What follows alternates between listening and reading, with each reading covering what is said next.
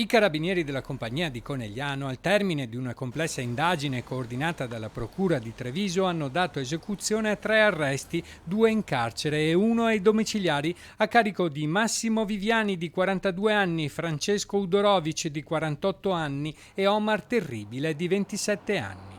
I 3 sono ritenuti responsabili di una serie di furti registrati negli ultimi mesi in abitazioni e in automobili nel Trevigiano e nel Veneziano.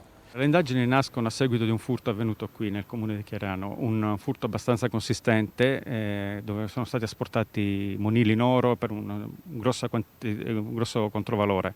I furti venivano messi a segno la mattina in abitazioni isolate con facili vie di fuga, stessa modalità per le auto. Venivano prese di mira quelle parcheggiate in strade laterali senza traffico o in cortili incustoditi.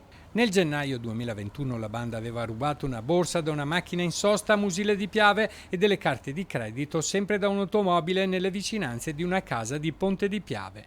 Dopo una serie di tentati furti erano riusciti a mettere a segno un altro colpo a San Donà di Piave. Sempre nello stesso comune avevano poi svaligiato un'abitazione dove erano riusciti a prendersi una decina di orologi di marca e dei contanti e una tessera bancomat con la quale avevano prelevato altro denaro. Fondamentale per le indagini l'individuazione dell'auto utilizzata dai ladri. Usavano sempre un Alfa Romeo notata da vari testimoni, intestata a una donna che aveva intrecciato una relazione con uno degli accusati.